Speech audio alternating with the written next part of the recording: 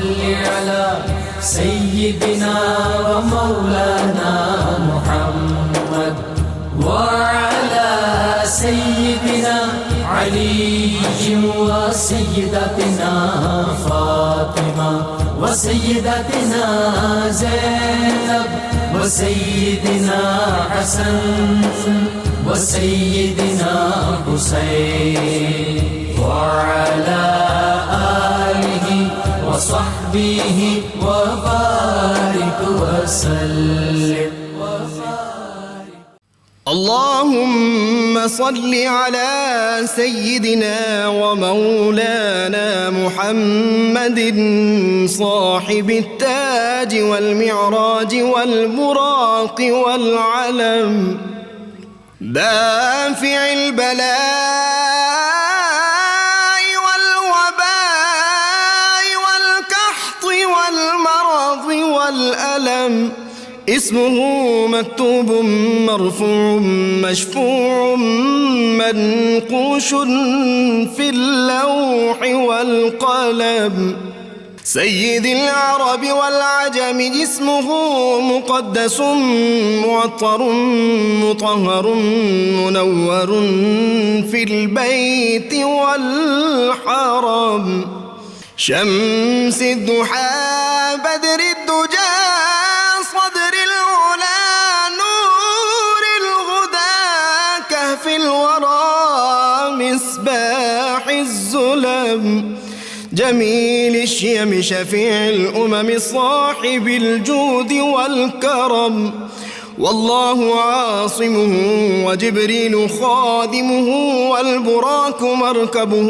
والمعراج سفره وفوق سدرة المنتهى مقامه وقاب قوسين مطلوبه والمطلوب مقصوده والمقصود موجود سيد المرسلين خاتم النبيين شفيع المذنبين أنيس الغريبين رحمة للعالمين راحة العاشقين مراد المشتاقين شمس العارفين سراج السالكين مصباح المكرمين محب الفكراء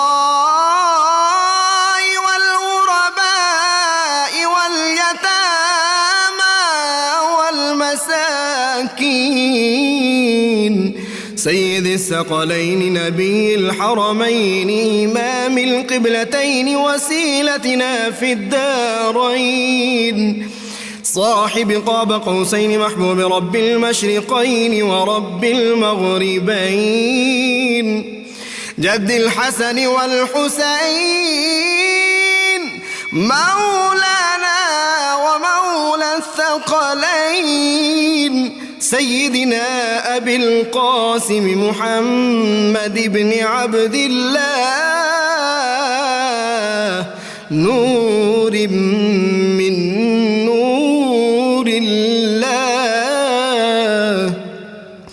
يا أيها المشتاقون بنور جماله بلغ العلا بكماله كشف الدجى بجماله حصنت جميع خصاله صلوا عليه وآله وأصحابه وسلموا تسليما وعلى سيدنا علي. बिस्मिल्लाहिर्रहमानिर्रहीम। अस्सलाम वालेकुम नाज़रीन, प्रोग्राम सुबह नूर के साथ आपका मेज़बान नज़ीर अहमद गाज़ी हाज़िर है। नाज़रीन किराम, हज़रत अबू अनीस मोहम्मद बरकत अली साहब रहमहुल्लाह की मशहूर तालीफ़ अस्माउन नबील करीम सल्लल्लाहु अलैहि वसल्लम से एक इसमें मुबारक पढ़ने की सआदत हासिल कर रहा हूँ। सैयदना मुबश्शिरुल फ़ुक़राए सल्लल्लाहु अलैहि वसल्लम, हमारे सरदार फ़ुक़रा को खुशखबरी देने वाले, दुरूद व सलाम भेजे अल्लाह आप सल्लल्लाहु अलैहि वसल्लम, आपकी आले पाक और आपके सहाबा किराम पर। सैयदना अबू हुरैरा रज़ियल्लाहु अन्हु करते हैं کہ رسول اللہ صلی اللہ علیہ وآلہ وسلم نے ارشاد فرمایا، فقراء جنت میں مالداروں سے 500 سال پہلے داخل ہوں گے اور یہ قیامت کے آدھے دن کے برابر ہوگا۔ حضرت ابو ہریرہ رضی اللہ عنہ ہی سے روایت ہے کہ حضور نبی کریم صلی اللہ علیہ وآلہ وسلم نے فرمایا، فقراء سے محبت کرو اور ان کی مجلس اختیار کرو۔ جبکہ حضرت اسامہ رضی اللہ عنہ بیان کرتے ہیں کہ نبی کریم صلی اللہ علیہ وسلم نے فرمایا، میں جنت کے دروازے پر کھڑا ہوا تو دیکھا کہ وہاں داخل ہونے والے زیادہ تر مسکین لوگ تھے اور مال و دولت حساب کتاب کے لیے اور مال والے حساب و کتاب کے لیے رکے ہوئے تھے۔ ناظرین کرام، آج ہم ایک ایسے اللہ تعالیٰ کے جلیل القدر پیغمبر کی حیات و تعلیمات کے حوالے سے گفتگو کریں گے، جن کے بارے میں ایک جو شیوہ صبر و رضا کی ابتدا ہوئی تھی ان سے ہوئی تھی، اور علامہ نے بڑی خوبصورت انداز میں اس بات کو بیان کیا۔ انہوں نے کہا، غریب و سادہ و رنگی ہے داستان حرم، نہایت اس کی حسین ابتدا ہے اسماعیل۔ یہ ابتدا کہاں سے ہوئی تھی؟ شیوہ صبر و رضا کی، اور پھر کربلا میں یہ اپنی تکمیل کو اور اپنی عظمتوں رفتوں کو پہنچ گئی۔ ایسے اللہ کے جلیل قدر پیغمبر جن کے شیوہ صبر و رضا اور اللہ تعالیٰ کے حکم کے سامنے جس طرح انہوں نے کمال اثار اور صبر کا مظاہرہ کیا، اور والدین کی عزت و توقیر کے اسباق جس طرح اس امت کو سکھا گئے۔ وہ علامہ نے کہا تھا نا، یہ فیضان نظر تھا یا کہ مکتب کی کرامت تھی، سکھائے کس نے اسماعیل کو آداب فرزندی۔ جو آداب فرزندی سیدنا اسماعیل نے تاریخ میں رقم کیے، اس کی مثال مشکل سے ہی ملتی ہے۔ اسی میں ان کی حیات پاک کے کئی گوشے ہیں۔ والد کی عزت، والد کی تکریم، والد کا حکم، اس کی کیا اہمیت ہے وہ ہمیں ان سے پتہ چلتی۔ معمار کعبہ ہیں، اپنے والد گرامی کے ساتھ کعبۃ اللہ کی تعمیر کرتے ہیں، اور بچپن ہی سے اللہ تعالیٰ نے ان کو بے پناہ صلاحیتوں سے نوازا تھا، اور اللہ تعالیٰ کے مقرب نبی تھے۔ اور اس لیے بھی تھے، آج میں اپنے ایک مہمان سے ابھی جب ان کا تعارف کراؤں گا، میں نے انہیں کہا، میں راستے میں آ رہا تھا، مجھے خیال بار بار ذہن میں آ رہا تھا کہ جب سیدنا اسماعیل علیہ السلام کو منا کے میدان میں اللہ تعالیٰ کے حکم پر سیدنا ابراہیم علیہ السلام نے چھری بھی پکڑ لی، نیچے بھی لٹا دیا، آنکھوں پہ پٹی بھی باندھ دی گئی، اور بیٹے کو سب حال احوال معلوم ہے، اور اس کے باوجود وہ کہتا ہے کہ مجھے آپ ابا جان صابروں میں سے پائیں گے۔ تو پھر جب اللہ کریم کو معلوم تھا تو پھر کیوں اللہ کی قدرت، اللہ کے علم میں تھا یہ سب کچھ، تو یہ کیوں ہوا کہ ان کو کیوں نہیں ذبح کر دیا گیا اور وہ کیسے بچ گئے؟ تو خیال یہ آیا، اور میں نے اس کی تائید اپنے ان اسکالر سے بھی کی، کہ نور نبوت سیدنا اسماعیل علیہ السلام کی پیشانی مبارک میں چمک رہا تھا، اور اللہ کے محبوب وجہ تخلیق کائنات نے ان کی اولاد سے تشریف لانا تھا۔ تو ایک پہلو یہ بھی ذہن میں آتا ہے اہل علم کے، خیر اس پہ ہم بات کریں گے۔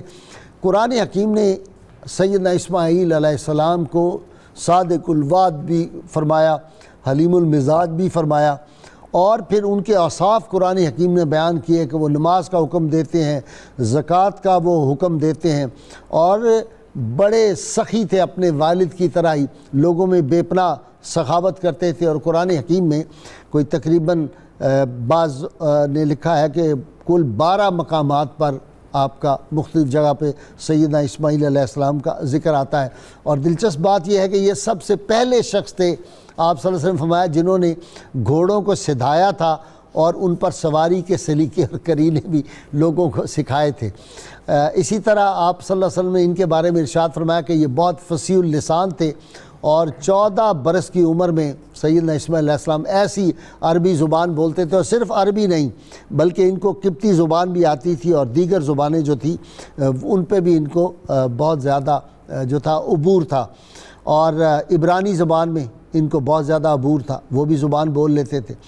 تو کس طرح سیدنا سیدنا اسماعیل علیہ السلام بے آب و گیا میں جس طرح والدہ ان کو چھوٹی عمر میں لے کے گئیں، اور پھر اللہ تعالیٰ نے کس طرح چشمے ان کے قدوم پاک سے جاری فرمائے۔ اور ایک بات میرے ذہن میں آتی تھی ناظرین کرام کہ صرف کسی بندے نے اور کوئی چیز نہ ہو اسلام کی حقانیت کے لیے تو وہ آب زمزم لے لے، آب زمزم کے کنویں کا جا کے مشاہدہ کر لے، آب زمزم کا پانی لے لے، اس کو رکھ لے، اس کا سائنسی لیبارٹری میں تجزیہ کروا لے۔ تو لوگوں نے کہا کہ پانی لے لیں، چاہے ایک ڈرم لے لیں، اس میں تھوڑا سا آب زمزم جب مکس کرتے ہیں تو اس کی ساری حیت، اس کی کیمیکل، اس کی ساری تبدیلی اس میں آ جاتی ہے۔ دنیا بھر کے جو پانی بھی آپ لے لیں، کوئی جو واٹر ہوتے ہیں منرل واٹر آپ لے لیں، وہ کچھ عرصے کے بعد خراب ہو جاتے ہیں۔ باقاعدہ منرل واٹر کی بوتلوں پہ آپ نے دیکھا باہر میں بھی لکھا ہوتا ہے، وہ فرانس کا جو پانی ہے مشہور، اس کے اوپر بھی لکھا ہوتا ہے کہ اس کی یہ جو ڈیٹ ہے، اس کی ایکسپائری ڈیٹ ہے۔ آب زمزم کی کوئی ایکسپائری ڈیٹ نہیں۔ کیا یہی ایک بات کافی نہیں ہے؟ اور آج تک آب زمزم کا سورس سائنسدان باوجود ارضیات کے ماہر تلاش کرنے کے باوجود اس کا سورس نہیں تلاش کر سکے کہ یہ کہاں سے پانی آتا ہے، اور اتنا پانی صدیوں سے جاری ہے، صدیوں سے لوگ پی رہے ہیں، اور اس میں شفا ہے۔ آج بھی لوگوں کو شفا ملتی ہے، پہلی صدیوں میں بھی لوگوں کو شفا ملتی تھی۔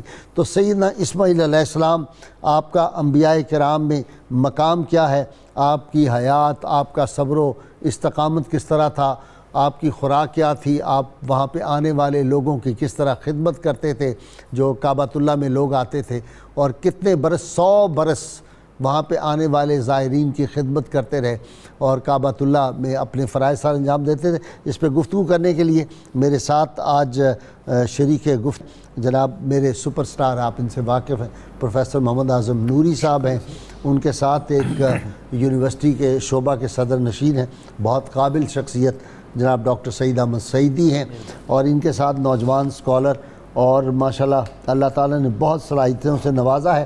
اور یہ حضرت شاہ ابو المعالی رحمۃ اللہ علیہ جو شیخ عبدالحق محدث دہلوی کے شیخ مکرم تھے، یہ ان کی اولاد میں سے ہے، سجادہ نشین صاحب کے بیٹے۔ اور مجھے بہت خوشی ہوتی ہے جب میں ان کو بلاتا ہوں کہ یہ دین کی طرف یا اس سطح کے عالم پہلے اپنے خاندان میں، مجھے لگتا ہے کہ کئی سالوں کے بعد اس خاندان میں اتنا بڑا عالم آیا ہے، اللہ کا شکر ہے۔ تو نوجوان اسکالر صاحبزادہ سید زین العابدین میرے ساتھ ہیں، آپ تینوں کا بہت شکریہ۔ جی سیدنا اسماعیل علیہ السلام، وہ سوال آپ نے عشاء جی جواب دینا ہے جو میں نے اشارہ کیا ہے۔ جی بسم اللہ الرحمن الرحیم، اللہم صلی علی سیدنا محمد وآلہ وصحبہ وبارک وسلم علیہ۔ سب سے پہلے قسم میں ذبیح اللہ حضرت اسماعیل علیہ السلام، جن کو ابو العرب بھی کہا گیا، ابو الحجاز بھی کہا گیا، ان کے نام نامی اس میں گرامی پہ بات کرنا چاہوں گا۔ اسماعیل، اس کا مطلب ہوتا ہے اللہ نے سن لیا۔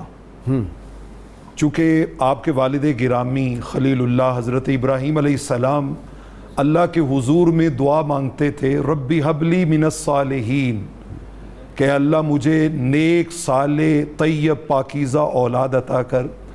تو جب آپ کی یہ دعا قبول ہو گئی تو اس ماں کا مطلب سن لیا، ایل اللہ نے، ٹھیک، اللہ نے جو ہی اس دعا کو قبول کیا، اللہ نے دعا سن لی، اللہ اس نے کا دعا مفہوم سن یہ لی۔ ہے۔ اس معنی و مفہوم کے اعتبار سے آپ کا نام اسماعیل رکھا گیا۔ ٹھیک، میں ابتدا میں عربی میں آپ بتا دیں، عربی میں مطیع اور فرما بردار، عبرانی میں یہ آ گیا۔ اللہ نہیں، اس کا مطلب وہ دعا سننے کے ساتھ ہے۔ اچھا نہیں، عربی میں جو لوگوں نے لکھا نا اہل علم نے، انہوں نے کہا ہے کہ عربی میں اس کا مطلب یہ ہے مطیع اور فرما بردار، یعنی اللہ کی بات کو سم و طاعت کے ساتھ سن کر اس پہ عمل کرنا، ٹھیک، وہ معنی بھی ہو سکتا ہے۔ درست جی۔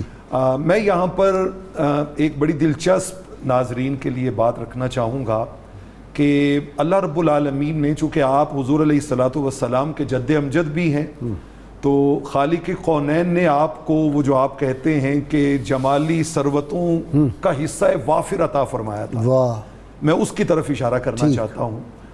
سیدنا صدیق اکبر رضی اللہ تعالیٰ عنہ کے زمانے میں حضرت ہشام بن عاص اور حضرت نعیم بن عبداللہ رضی اللہ تعالیٰ عنہما، یہ کیسر روم کے پاس کسی سفارتکاری کے معاملے میں گئے ٹھیک.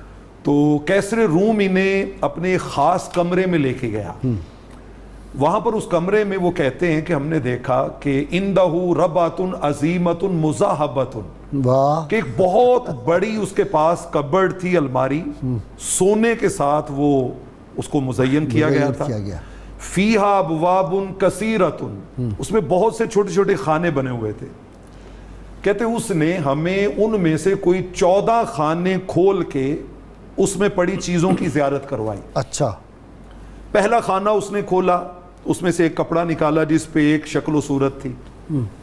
تو ہم نے پوچھا کہ یہ کس کی شکل ہے؟ اس نے کہا یہ حضرت آدم علیہ السلام کی شکل و صورت ہے. اب انہی اسی واقعہ میں ایک خانے میں سے وہ کہتے ہیں فَفَتَحَ بَابًا وَخَرَجَ مِنْهَا حَرِيرَةً بَيْضًا، اس نے ایک خانہ کھولا اور اس میں سے اس نے ایک سفید رنگ کا ریشمی کپڑا وہ نکالا. اس میں کہتے ہیں کہ فیہا صورت رجل ابیض. میں نے جب یہ لفظ پڑھا نا تو مزہ آ گیا. اس نے کہا کہ اس میں جو شکل بنی ہوئی تھی وہ ایک ایسے ہنسی کی تھی جس کا رنگ جو ہے وہ ابیض تھا، بہت بالکل وائٹ. اور یہی لفظ حضرت ابو طالب رضی اللہ تعالیٰ عنہ نے جب حضور علیہ السلام کا قصیدہ لکھا تھا تو استعمال کیا تھا. وَأَبْيَضُ يُسْتَسْقَى الْغَمَامُ بِوَجْهِهِ سِمَالُ الْيَتَامَى عِصْمَةٌ لِلْأَرَامِلِ. وہ کہتے ہیں سفید رنگ کا چہرہ. آپ کو میرا فکرہ وہ یاد آ گیا جو پروگرام میں کہا کہ تم ید بیضا کو مانتے ہو اور مرد بیضا کا انکار کرتے ہو. سبحان اللہ سبحان اللہ سبحان اللہ. یعنی ادھر صرف ید بیضا ہے اور ادھر سارا وہی اعلیٰ حضرت کی بات نا کہ تو ہے عین نور تیرا.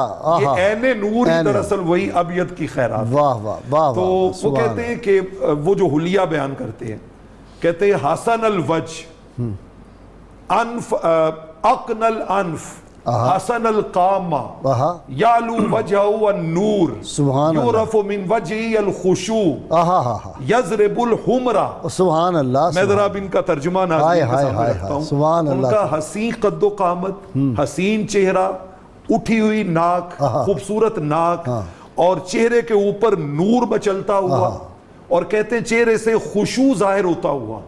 اور کہتے ہیں کہ وہ جو سرخی تھی وہ سفیدی وہ سرخی مائل تھی، سرخی مائل تھی. کہتے ہیں اس نے کیسر روم نے ہم سے کہا ایک شعر سن لے. سبحان اللہ سبحان اللہ. ہے نرگس، یہ ڈاکٹر سعیدی کا بڑا شوق ہے. ہے نرگس چشم، گل آرس، دہن غنچہ، سنوبر قد، سراپا تم ہی گلشن ہو تو کیوں ہم جائیں گلشن. سبحان اللہ سبحان اللہ. بس سمجھ لیں کہ یہ حضرت ہشام بن عاص نے جو حلیہ بیان کیا ہے اسی کا آپ نے ترجمہ کر دیا. تو کہتے ہیں اس نے پوچھا جانتے ہو یہ کون ہے؟ کہتے ہم نے کہا کون ہے؟ ان کا حاذا جدکم اسماعیل نبی اللہ. یہ تمہارے دادا اسماعیل علیہ السلام ہیں جو اللہ کے نبی صلی اللہ علیہ وسلم کے بھی جد تھے، اور یہ اللہ کے نبی ہیں، برگزیدہ نبی. تو جیسا حسن اللہ رب العالمین نے ان کو عطا کیا تھا بالکل اسی کو پھر کمال اور عروج پہ پہنچایا جب حضور علیہ السلام تک یہ بات آئی. سبحان اللہ. حضرت اسماعیل علیہ السلام کی جو 2-3 باتیں جن کی طرف آپ نے اشارہ کیا وہ میں رکھنا چاہوں گا. مثلا آپ نے کہا کہ آپ بنی نوع انسان میں وہ پہلے شخص ہیں جنہوں نے گھوڑوں کو سدھایا تھا. شاہ سوار گھوڑوں سدھانے والے. حدیث پاک ہے آقا علیہ السلام نے فرمایا کہ وکانت ہذہ الاراب وحوشا. فرمایا یہ جو گھوڑے ہیں یہ پہلے جنگلی درندوں کی طرح وحشی جانور تھے. اچھا. مطلب اس سے پہلے یہ انسان کے استعمال میں نہیں تھے. تو کہتے ہیں جب حضرت اسماعیل علیہ السلام آئے تو آپ وہ پہلے شخص ہیں کہ جنہوں نے اللہ کے حضور میں ایک بڑی دلچسپ دعا مانگی. آقا علیہ السلام فرماتے ہیں لِكُلِّ نَبِيٍّ دَعْوَةٌ مُسْتَجَابَةٌ. ہر نبی کو ایک دعا اللہ نے وہ دی ہے جو انکنڈیشنل ہے، صحیح، جو قبول ہی قبول ہے. تو کہتے ہیں وہ جو دعا حضرت اسماعیل علیہ السلام کو ملی تھی نا، انہوں نے مانگی یا اللہ اس گھوڑے کو انسانوں کے لیے تابع اور فرما بردار بنا دے، ان کا مطیع بنا دے. کہتے ہیں جب انہوں نے دعا مانگی تو اس دعا کی برکت سے گھوڑے جو ہیں وہ انسان کے مطیع ہو گئے، وگرنہ وہ اس کے کنٹرول میں آنے والے نہیں تھے. وہ وحشی جانور، اتنا زبردست، وہ وحشی جانور. صحیح بات. تو کہتے ہیں سب سے پہلے میں سمجھتا ہوں کہ امت انسانیت پر جد الانبیاء کے اس فرزند کا یہ بھی احسان ہے کوئی شک کہ کتنی بڑی نعمت جو ہے وہ اس دعا کے بدلے میں. اور ادھر یہ دعا مانگی گئی. صحابہ کرام نے اسی موقع پہ پوچھ لیا یا رسول اللہ صلی اللہ علیہ وسلم وہ انکنڈیشنل دعا آپ کو نہیں دی اللہ نے؟ اچھا. فرمایا مجھے بھی دی ہے. کہ حضور آپ نے پھر کیا مانگا؟ آپ نے فرمایا انا اختبئ دعوتی، میں نے وہ دعا چھپا کے رکھ لی ہے. کہ حضور کب مانگیں گے؟ کا شفاعتا لامتی یوم القیامہ، قیامت والے دن رب سے کہوں گا مولا غیر مشروط دعا آج مانگ رہا ہوں کہ میری امت میرے حوالے کر، میں اسے لے کے جنت میں جاؤں. اللهم صل على سيدنا ومولانا محمد وعلى سيدنا علي وسيدتنا فاطمة وسيدتنا زينب وسيدنا حسن وسيدنا حسين وعلى آله وصحبه وبارك وسلم. اللهم صل على سيدنا ومولانا محمد وعلى سيدنا علي وسيدتنا فاطمة وسيدتنا زينب وسيدنا حسن وسيدنا حسين وعلى آله وصحبه وبارك وسلم. سیدنا اسماعیل علیہ السلام، سیدنا اسماعیل علیہ السلام شیوائے صبر و رضا، شیوائے صبر و رضا مبارک تذکرہ. سبحان آپ کی صفات کا ایک گلدستہ جو قرآن پاک میں بیان ہوا ہے، چند ایک کا تذکرہ آپ نے کیا، کچھ مزید بھی ہیں. میں نے صرف اشارہ کیا ہے، آپ تفصیل بیان کر میں عرض کرتا ہوں. ان میں سے ایک تو یہ ہے کہ آپ کو غلام حلیم کہا گیا ہے. اچھا. فبشرناہ بغلام حلیم. جب ابراہیم علیہ السلام نے دعا مانگی رب حب لی من الصالحین تو یہ بشارت دی. حلم کہتے ہیں برداشت کو، بردباری کو، فرما برداری کو. علم کے ساتھ ادب آ جائے تو وہ امر ہو جاتا ہے بندہ، ٹھیک، اور علم سے ادب نکل جائے تو بندہ فنا ہو جاتا ہے، ٹھیک. اسے ایک تو یہ پتہ چلا. اور حضرت عمل سے آدمی گر جائے تو بچ جاتا ہے، ادب سے گر جائے تو کبھی نہیں بچتا. ٹھیک. اچھا، تو اس میں آپ کا حلم دو مواقع پر تو خصوصی طور پر قرآن پاک میں اس کا تذکرہ ہے. ایک تو ذبح ہونے کے وقت جب چھری رکھی گئی تو جو ممکنہ طور پر ایک احتیاطیں ہو سکتی تھیں، ذبح ہونے والا اپنے والد گرامی کی خدمت میں پیش کر رہا کہ میرے ہاتھ بھی باندھ دیں، میرے پاؤں بھی باندھ دیں، مجھے اوندے منہ لٹا دیں، آنکھوں پر پٹی باندھ لیں. یعنی اس سے بڑھ کر کوئی حلم ہو سکتا ہے. اور دوسرا واقعہ جب آپ کی شادی ہوتی ہے اور آپ کے والد ماجد آپ کی عدم موجودگی میں آتے ہیں اور چوکھٹ کو، دہلیز کو تبدیل کرنے کا کہہ کر جاتے ہیں تو آپ نے اس میں کوئی توقف نہیں کی. وہ ذرا ناظرین کے لیے بتا دیں. آپ تشریف لائے، آپ نے آ کے دستک دی تو اندر سے آپ کی خاتون خانہ نے جواب دیا. تو آپ نے سیدنا اسماعیل علیہ السلام کی پہلی زوجہ جو اسے جواب کیا دیا؟ جواب دیا کہ میں ان کی اہلیہ ہوں، مشکل حالات ہیں. بڑے انہوں نے پوچھا کیسے گزر رہی ہے تو کہا جی بڑے مشکل حالات ہیں، بس گزارا ہوتا ہے، یہ ہے وہ ہے، تنگی ہے، اسرت ہے. تو آپ نے سلام کا کہا اور کہا کہ انہیں کہنا کہ چوکھٹ تبدیل کر لیں. تو آپ آئے، انہوں نے جب خوشبو حضرت ابراہیم علیہ السلام ہوں گھر میں آئے ہوں اور خوشبو نہ ہو اور مہکار نہ ہو اور پھر حضرت اسماعیل علیہ السلام دیکھنے والے ہوں تو آپ بڑے متاثر ہوئے. آپ نے کہا آج ماحول بڑا نکھرا ہے، معمبر ہے، معطر ہے، کوئی شخصیت تشریف لائی تھی؟ تو خاتون نے کہا جی آئی تھی. تو یہ ان کا حیات تھی اور یہ انہوں نے پوچھا تھا. تو انہوں نے پھر فرمایا اچھا وہ کہہ گئے ہیں میں آپ کو اپنے سے علیحدہ کر دوں. ملاقات نہیں ہوئی، پیغام پہنچا ہے اور علیحدگی کر دی ہے. پھر دوسری دفعہ جب آئے تو دوسری جو خاتون تھی آپ کی اہلیہ محترمہ وہ اتنی فرما بردار تھی، انہوں نے کہا جی ہمیں کسی چیز کی ضرورت ہی نہیں ہے، شکار کر کے لاتے ہیں، زمزم ہم پیتے ہیں، اس سے بڑی کوئی نعمت ہو سکتی ہے. تو ایک تو یہ حلم کی خصوصیت. دوسری جو خصوصیت ہے اللہ تعالیٰ نے ارشاد فرمایا وَذْكُرْ فِي الْكِتَابِ اسماعیل اِنَّهُ كَانَ صَادِقَ الْوَعْدِ، کہ کتاب میں اسماعیل علیہ السلام کا بھی تذکرہ کیجئے اس لیے کہ وہ صادق الوعد تھے، وعدے کی پاسداری کرنے والے تھے. ایک روایت میں نے پڑھا ہے, اب اس کی صحت کس درجہ کی مستند ہے, کہ کم و بیش 1 سال تک آپ نے ایک بندے کا انتظار کیا جس نے کہا تھا کہ میں آپ کے پاس آؤں گا. ٹھیک. اور وہ سنت رسالت میں آپ صلی اللہ علیہ وسلم نے 3 دن, سنن ابی داؤد کی حدیث پاک ہے, آپ نے انتظار فرمایا, اقتداء فرمائے. اسی طرح ایک اور جگہ پر اللہ تعالیٰ نے فرمایا وَقَانَ عِنْدَ رَبِّهِ مَرْضِيًّا, کہ اسماعیل علیہ السلام اپنے رب کے ہاں بڑے پسندیدہ شخصیت کے مالک تھے. دیکھیں نا, ساری زندگی رب کو راضی کرنے میں لگی ہوئی ہے. یا ایتھا النفس المطمئنہ ارجعی الی ربک راضیۃ مرضیہ. ظاہر ہے آپ دیکھیں یہاں پر معاملہ زندہ باد کس لیول کا ہے, کہ یہ ساری کائنات رب کو راضی کرنے میں لگی ہوئی ہے, لیکن اسماعیل علیہ السلام کو رب تعالیٰ فرما رہا ہے کہ یہ رب اس کو راضی کرتا ہے اور یہ رب کے پسندیدہ ہے. واہ واہ. اور ایک اور جگہ پر اللہ تعالیٰ نے تذکرہ فرمایا کہ وَاذْكُرْ اسماعیل وَالْيَسَعَ وَذَا الْكِفْلِ كُلٌّ مِّنَ الْأَخْيَارِ, کہ اسماعیل کا ذکر کیجئے, یسع کا ذکر کیجئے اور ذوالکفل کا ذکر کیجئے, یہ سارے کے سارے اخیار میں سے تھے, یہ نیک ترین لوگ تھے.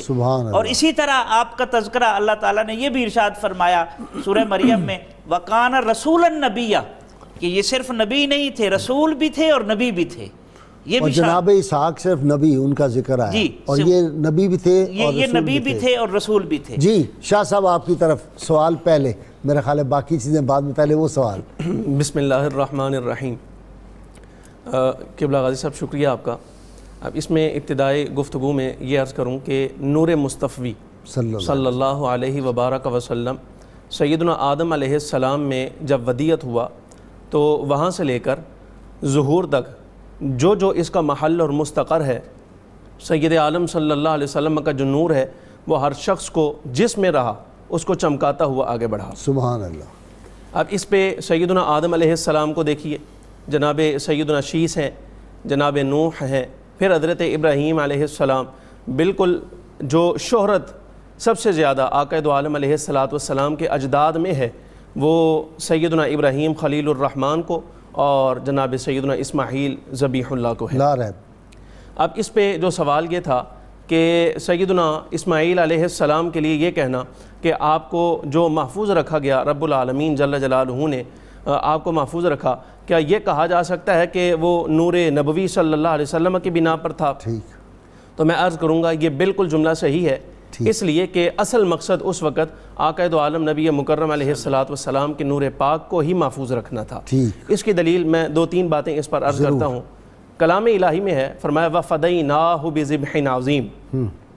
سیدنا اسماعیل علیہ السلام کو جس وقت وقت ذبح آپ کی جگہ پر فدیہ دیا گیا, مینڈھا آیا, تو رب العالمین جل جلالہ نے اس فدیے کی نسبت اپنی طرف فرمائی, فَدَيْنَاهُ, فدیہ ہم نے دیا. اچھا یہاں ایک بات کا اضافہ کر دیں کہ یہ مینڈا جنت سے آیا اور وہی تھا جو حضرت حابیل نے قربانی دی تھی. جی بالکل, وہی اللہ نے محفوظ رکھا ہوا تھا, وہی دے دیا. جی یہ روایت موجود. فدیناہو, فدیہ ہم نے عطا کیا.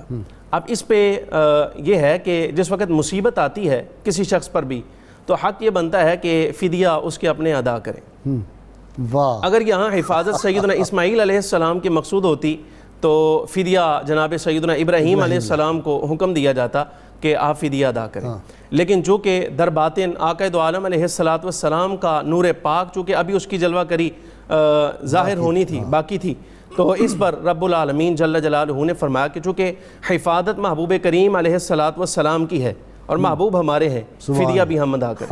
واہ بھائی واہ, وَفَدَيْنَاهُ بِذِبْحٍ عَظِيمٍ, ہم نے فدیہ ادا کیا. واہ واہ واہ. اب اس پر یہ ثابت ہوا کہ نور نبوی صلی اللہ علیہ وسلم کی حفاظت مقصود تھی اور اسی وجہ سے سیدنا اسماعیل علیہ السلام کی جگہ وہ فدیہ دیا گیا. اسی طرح سیدنا عباس رضی اللہ عنہ نے غزوہ تبوک پر جو آقا کونین صلی اللہ علیہ وسلم کی شان و عظمت پہ قصیدہ کہا تھا اور 30,000 صحابہ کرام رضی اللہ عنہم اجمعین کی موجودگی میں, 30,000 کی موجودگی میں, پھر وہ فقط قصیدے کی حیثیت نہیں ہے بلکہ وہ حدیث ہے.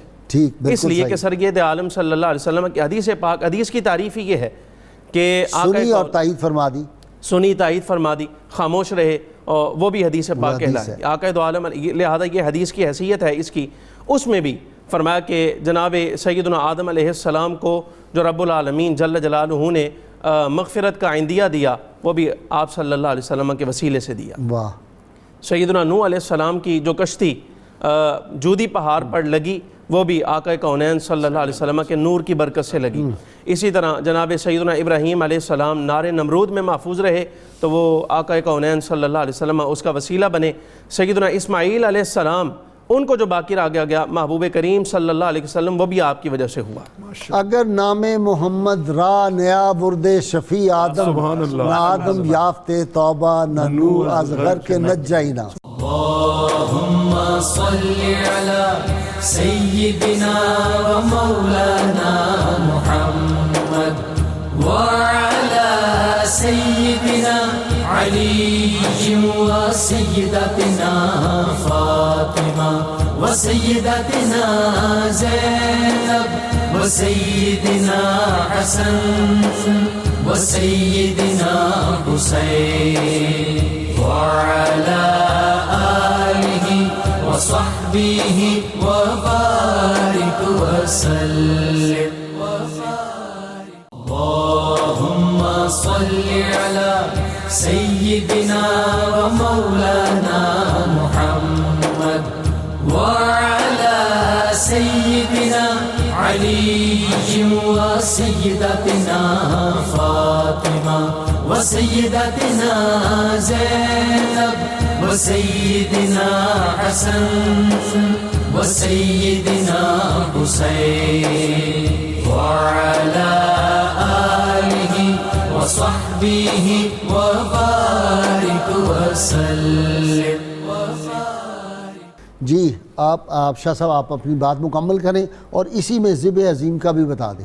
وہ کہتے ہیں مینڈے کو ذبح عظیم کہا گیا ہے جی اس تسلسل میں ہی کہ آقا دو عالم علیہ السلام کے نور پاک کی جلوہ گری مقصود تھی، اس لیے سیدنا اسماعیل علیہ السلام کو محفوظ رکھا گیا۔ اس کی تیسری مثال بڑی مشہور، وہ واقعہ یاد فرمائیے جس میں حضرت اسامہ بن زید رضی اللہ عنہ کو آقا دو عالم علیہ السلام نے جب ایک مہم پر بھیجا تھا اور آپ سے ایک بندہ قتل ہو گیا تھا، جس نے دیکھتے ہی کلمہ پڑھنا شروع کیا۔ ڈر کے ان کا خیال تھا کہ ڈر کے کلمہ پڑھا ہے۔ ٹھیک، سید عالم صلی اللہ علیہ وسلم کو جب بتایا گیا، اسے خبردار کیا گیا، آگاہ کیا گیا، تو آقا کونین صلی اللہ علیہ وسلم نے پہلے تو جلال والی کیفیت میں حضرت اسامہ بن زید کو کچھ تنبیہ فرمائی، لیکن اب مسئلہ یہ تھا کہ وہ جو بندہ ایک شہید ہو گیا کیونکہ کلمہ اس نے پڑھ لیا تھا، اب اس کی شہادت کا کیا کیا جائے؟ اس کا قتل جو ہے وہ حضرت اسامہ بن زید کے ذمہ ہے، تو وہ فدیہ اور وہ دیت جو ایک باقی بنتی تھی وہ حضرت زید بن حارثہ نے یا حضرت اسامہ بن زید نے نہیں دی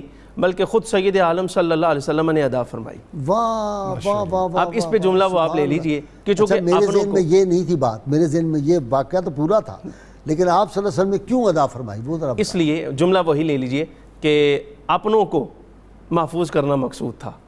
ٹھیک، اب اسی طرح دیکھیں جس وقت وہ میں عرض کر چکا کہ آقا دو عالم علیہ السلام کے نور پاک کی حفاظت مقصود تھی تو فدیناہ، فدیہ ہم نے ادا کیا۔ اسی طرح سیدنا اسامہ بن زید، ذبح عظیم وہ کہتے ہیں، ذبح عظیم سے کیا مراد؟ جی اس پہ بھی اس پہ بظاہر جو آیت کا تسلسل ہے وَفَدَيْنَاهُ بِذِبْحٍ عَظِيمٍ، تو اس سے بظاہر یہی ہے، تفسیری نکات میں بھی یہی شامل ہے کہ یہاں ذبح عظیم سے مراد وہ مینڈا ہے جو حضرت سیدنا اسماعیل علیہ السلام کے بدلے دیا گیا، لیکن اس سے بھی حضرت اسماعیل علیہ السلام کی شان ظاہر ہے کہ آپ کی جان کی حفاظت کے لیے، بظاہر آپ کی جان کی حفاظت کے لیے جو فدیہ دیا گیا وہ ذبح عظیم ہے، تو خود حضرت سیدنا اسماعیل علیہ السلام کا مقام اور مرتبہ وہ کس عند اللہ کتنا اعلیٰ ہوگا۔ اچھا جی پروفیسر صاحب وہ سوال کا جواب، ایک منٹ جی، وہ سوال کا جواب پہلے دے دیں جو انہوں نے پوچھا تھا، پیغام والا۔ ہاں جی پیغام والا، آج کے دور میں پیغام۔ جی میں غصہ عرض کرتا ہوں، یہاں پر میں غالباً ڈاکٹر سعیدی صاحب اسی طرف اشارہ کرنے لگے تھے کہ یہ جو ذبح عظیم ہے اس کا معنی مفسرین نے یہ بھی بیان کیا ہے جس کو علامہ نے ان الفاظ سے بیان کیا کہ اللہ اللہ بائے بسم اللہ پدر، معنی ذبح عظیم آمد پسر۔ واہ واہ واہ، انہوں نے کہا کہ یہ جو ذبح عظیم ہے، اور آگے جا کے کہتے ہیں سر ابراہیم و اسماعیل بود، یعنی اجمال را تفصیل بود۔ واہ واہ واہ، انہوں نے کہا یہ جو ابراہیم اور اسماعیل کی داستان قربانی ایک اجمال تھا کہ وہ ذبح چھری چلائی اور مینڈا آ گیا، ان کا یہ ایک اجمال تھا. اس کی تفصیل دیکھنی ہے تو ریگزار کربلا میں دیکھیں. ریگزار کربلا میں دیکھیں کہ جہاں پر 72 تن جو ہیں وہ اللہ کے حضور میں تکمیل یہاں ہوئی ہے, اپنے یہاں پہ اس کی تکمیل, یعنی مانائے ذبح عظیم آمد پیسر, تو وہاں اس کی تکمیل ہوئی ہے, اس کو ذبح عظیم کہا گیا. اور بعض مفسرین نے یہ بھی کہا کہ چونکہ یہی سنت وَتَرَكْنَا, آگے اگلی آیت میں ہے وَتَرَكْنَا عَلَيْهِ فِي الْآخِرِينَ, کہ اب یہ قربانی ذبح کرنے کی جو سنت ہے یہ قیامت تک جاری رہے گی. تو فرمایا آپ پتہ نہیں قیامت تک کتنی خربوں قربانیاں ہونی ہیں, اس لیے وہ ساری چونکہ اس کے بدلے میں ہے اس لیے اس کو ذبح عظیم کہا گیا ہے. یہاں پر غازی صاحب میں جو پیغام کی بات کی بھائی نے, میں یہاں پر ینگ جنریشن کے لیے پیغام رکھنا چاہتا ہوں کہ حضرت اسماعیل علیہ السلام کی پوری کہانی میں بچپن سے لے کے آخر تک جو ہمیں بنیادی درس ملتا ہے وہ ہے ماں باپ کی اطاعت, کہ ماں باپ کی جو انہوں نے اطاعت کر کے دکھائی ہے وہ ایک رول ماڈل ہے آج کی جنریشن کے لیے, کہ انہوں نے کسی لمحے پر بھی, یعنی دیکھیے نا شیطان آ کے کہتا ہے کہ حل انت تعلم این یذهب بک ابوک, جانتے ہو باپ کدھر لے کے جا رہا ہے؟ ان کا لحاجت ان کسی کام کے لیے لے کے جا رہے ہیں. ان کا جی کام کے لیے نہیں لے کے جا رہے, لیذبح کا ذبح کرنے کے لیے لے کے جا رہے ہیں. آگے سے کہتے ہیں شیطان کو لما یذبحنی, میرا باپ مجھے کیوں ذبح کرے گا؟ ان کا کہ یزعم ان ربہ امرہ, تیرے باپ کا یہ خیال ہے کہ ان کو ایسا کرنے کا حکم ان کے رب نے دیا ہے. یہاں شیطان کی چالاکی کام نہیں آئی, غلطی ہوگی اس سے, اس نے رب کا نام لے دیا. وہی تو کہہ رہا ہوں نا کہ وہ بس اللہ رب العالمین بھی تو اوپر بیٹھے ہوئے ہیں نا جی. تو جیسے ہی اس نے کہا کہ ان کے رب نے ان کو حکم دیا ہے, تو آگے سے حضرت اسماعیل کا جواب سنیے. انہوں نے کہا لئن کان اللہ امرہ لیفعلنہ, ان کا پھر اگر اللہ نے کام دیا ہے تو پھر دیر کیوں کر رہے ہیں, جلدی کریں اس کو, جلدی کریں. تو یہ جو اطاعت ہے یہ ہمارے اندر بنیادی طور پہ دیکھیے, ابھی عید قربان آئے گی, لاکھوں کروڑوں جانور قربان ہوں گے, لیکن غالباً علامہ نے کہا تھا رگوں میں وہ لہو باقی نہیں ہے, وہ دل وہ آرزو باقی نہیں ہے, نمازوں روزوں قربانیوں حج یہ سب باقی ہیں, تو باقی نہیں ہے. تو بنیادی طور پہ آج کے جوان کو اپنے آپ کو باقی رکھنا ہے. جی ڈاکٹر صاحب پریکٹیکل آپ تو روز پڑھاتے ہیں یونیورسٹی لیول, یہ کالج لیول پہ پڑھاتے ہیں, آپ یونیورسٹی لیول پہ پڑھاتے ہیں. اس میں جو پہلو ہے نا بڑا واضح, حضرت اسماعیل علیہ السلام کی شخصیت سے ہمیں ملتا ہے اور حضرت ابراہیم علیہ السلام دونوں سے. فلما اسلما, اسلمہ کہتے ہیں سرنڈر کرنا, ٹھیک ہے, کمپلیٹ سرنڈر, کمپلیٹ سرنڈر کرنا. تو یہ سرنڈر کرنے کے کچھ رشتے ہونے چاہیے. ایک رب کا رشتہ ہے, ایک مرشد کا رشتہ ہے, ایک بڑوں کا رشتہ ہے. جب آدمی ہر چیز میں لاجک ڈھونڈنا شروع ہو جائے گی یہ اس وجہ سے ہے, تو پھر اس کا اثر ختم ہو جاتا ہے. اللہم صلی علی سیدنا و مولانا محمد وعلى سيدنا علي وسيدتنا فاطمة وسيدتنا زينب وسيدنا حسن وسيدنا حسين وعلى آله وصحبه وبارك وسلم. اللهم صل على سيدنا ومولانا محمد وعلى سيدنا علي وسيدتنا فاطمة وسيدتنا زينب وسيدنا حسن وسيدنا حسين وعلى آله وصحبه وبارك وسلم. جی آپ فرما رہے تھے. اب اس پر دوبارہ سیدنا اسماعیل علیہ السلام کے حوالے سے میں ایک نقطے کی بات یہ عرض کرنا چاہتا تھا کہ زمزم شریف جو ہے, زمزم شریف یہ جو کنواں ہے یہ اصلاً با اعتبار حقیقت سیدہ حاجرہ سلام اللہ علیہا کی ملکیت ہے. اچھا, اس کی دلیل ہے کہ جس وقت بنو جرہم کے لوگ وہاں پہ آ کے آباد ہونے لگے تو انہوں نے باقاعدہ اجازت چاہی. بروایت حضرت عبداللہ ابن عباس رضی اللہ عنہ یہ لفظ ہیں, انہوں نے کہا کہ اگر آپ اجازت دیں سیدہ سے عرض کی کہ اگر آپ اجازت دیں تو ہم یہاں رہنے لگیں، تو آپ نے فرمایا ہاں رہو، لیکن لا حق لکم فی الماء، پانی پر تمہارا کوئی حق نہیں ہوگا۔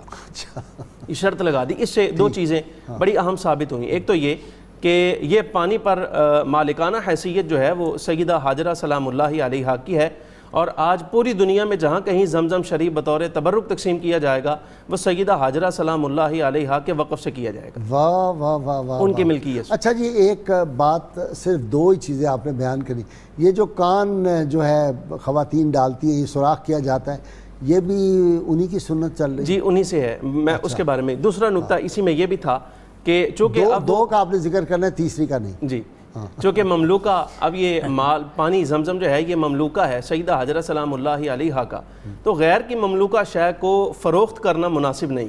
واہ واہ، سبحان اللہ سبحان اللہ، ہمارے سبحان اللہ جو سبحان تقسیم اللہ، کیا جاتا ہے نا، واہ بیچا واہ جاتا ہے واہ ریال لے کر، واہ تو واہ، وہ مناسب نہیں ہے، بہت کیونکہ یہ خالصتاً سیدہ حاجرہ سلام اللہ علیہا کی طرف سے وقف ہے واہ یہ۔ واہ، کیا خوبصورت بات کی ہے جی مفتی صاحب نے۔ اور اس دوسری گزارش یہ اور کہ آپ نے بھی نہیں بیچا، آپ نے بھی فری دیا نا بنو جرہم کو، اور آج تک رہا ہے، یہ ماضی قریب تک کوئی پیسے اس کے نہیں دیے جاتے تھے۔ جی، سیدہ سارہ سلام اللہ علیہا وہ ایک فطری غیرت جو اپنے شوہر سے متعلق خواتین کو ہوتی ہے، اس بنا پر آپ نے یہ حلف اٹھایا تھا، قسم لی تھی کہ میں سیدہ حاجرہ سلام اللہ علیہا کے 3 اعضاء کاٹوں گی، لیکن اس پر سیدنا ابراہیم علیہ السلام نے پھر اس کو حیلہ کرنے کے لیے آپ نے فرمایا کہ ایسا کیجئے کہ ان کے 2 کان چھید دیے جائیں، اور خطرہ کا معاملہ وہاں پر اجرا کیا گیا۔ جی جی، اپنا فیصلہ یہاں پر میں غیر صاحب ایک بہت ہی اہم پہلو کہ آقا کریم علیہ السلام نے اپنے جد امجد حضرت اسماعیل علیہ السلام کی اس نسبت کا ہر جگہ پہ خیال رکھا۔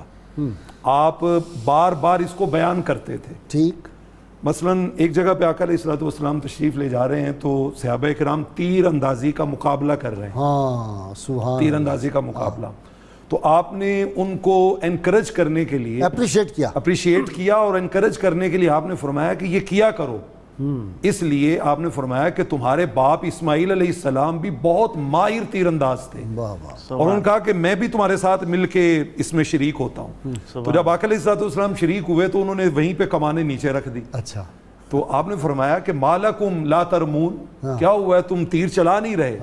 ان کا یا رسول اللہ صلی اللہ علیہ وسلم کیف نرمی وانت ما بنی فلان، آقا جی آپ تو فلاں قبیلے کے ساتھ مل گئے ہیں، تو آپ کے مقابلے میں تو اب ہم تیر نہیں نہ چلا سکتے۔ تو آقا علیہ السلام مسکرا پڑے، آپ نے فرمایا نہیں، ارمو انا معکم کلکم، فرمایا میں فلاں کے ساتھ نہیں ہوں، میں تم سب کے ساتھ ہوں، تم چلاؤ تیر۔ تو مطلب وہاں بھی حضرت اسماعیل علیہ السلام کو یاد کیا، اور پھر حضرت ابو ذر غفاری صحیح مسلم کی بڑی محبت سے ذکر فرماتے تھے آپ، بہت محبت سے۔ دیکھیے یہاں پہ تو محبت اپنے کمال پہ ہے۔ حضرت ابو ذر غفاری رضی اللہ تعالیٰ عنہ اس حدیث کے راوی ہیں، اور یہ صحیح مسلم میں ہے، صحیح مسلم میں، اور اس میں بہت سی محبت کے پہلو ہیں۔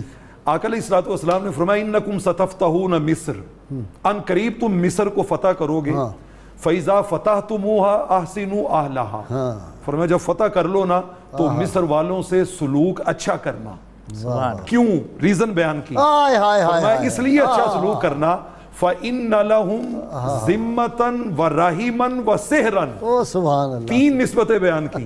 فرمایا ایک تو اس لیے ان سے اچھا سلوک کرنا کہ تمہاری ذمہ داری بنتی ہے کہ تم ان کے ساتھ اچھا سلوک کرو، وہ ذمی ہیں تمہارے۔ دوسرا فرمایا اس لیے اچھا سلوک کرنا کہ اسماعیل علیہ السلام کی امی جان کا تعلق وہاں سے ہے، وہاں سے ان کا تعلق ہے۔ دوسرا میرے بیٹے ابراہیم کی والدہ کا تعلق اس علاقے سے ہے، سبحان اللہ، میرا سسرال ہے وہ۔ تو فرمایا ان نسبتوں سے حضرت سیدہ ماریہ قبطیہ رضی اللہ تعالیٰ عنہ، تو آپ نے یعنی سیدنا اسماعیل علیہ السلام کی والدہ ماجدہ، جن کو ہم عام طور پہ ہاجرہ، دیکھیں نا نام کیا رکھا، سیدنا ابراہیم رضی اللہ تعالیٰ، انہی کے نام پہ نام رکھا، انہی کے نام پہ نام، یہ محبت کی علامت ہے۔ سبحان اللہ، یہ میں پڑھ رہا تھا آیا ذہن میں، بڑا اگلی کیا میں نسبت ہے بات عرض کرنا چاہتا ہوں کہ عام طور پہ ہم غلط العام میں اس کو حاجرہ لفظ استعمال کرتے ہیں۔ بنیادی طور پہ یہ جو جنوبی مصر کا علاقہ ہے، یہاں پہ جو لینگویج بولی جاتی تھی وہ اللغت النوبیہ، نوبین لینگویج تھی، اور نوبین لینگویج میں آپ کا جو اوریجنل نام تھا آپ کی والدہ ماجدہ کا وہ ہاجر تھا۔ اچھا، ہاجر اچھا جس کا معنی ہوتا ہے کنول کا پھول. واہ واہ واہ. کنول کے پھول کو ہاجر کہتے ہیں. تو ہماری اس کا ہجرت سے کوئی تعلق نہیں. ٹھیک ہے, تو اس لیے میں بہت شکریہ, بڑی مہربانی آپ کی ڈاکٹر صاحب, آپ کی شکریہ سید صاحب آپ کا. کتاب الشفا سے ناظرین کرام وقت ہو گیا. پرسکون نیند کے لیے عمل ہے یہ, سورہ یاسین کی آیت نمبر 57. سلام قولا من رب الرحیم. 11 بار پڑھ کر سونے سے انسان ہر طرح کے برے خواب اور شر شیطان سے محفوظ رہتا ہے, پرسکون نیند سوتا ہے. شرط یہ ہے کہ اول آخر 11 مرتبہ کوئی بھی درود پاک جو آپ کو آتا وہ ضرور پڑھیں. سیدنا علی المرتضیٰ شیر خدا کرم اللہ وجہ الکریم فرماتے ہیں, جو شخص اللہ کی دی ہوئی نعمتوں کو لوگوں پر خرچ کرنے میں ہاتھ کشادہ رکھتا ہے تو وہ ان نعمتوں کو زوال سے محفوظ کر لیتا ہے. اللہم صلی علی سیدنا و مولانا محمد وعلی سیدنا علی و سیدتنا فاطمہ و سیدتنا زینب و سیدنا حسن و سیدنا حسین وعلى آله وصحبه وبارك وسلم.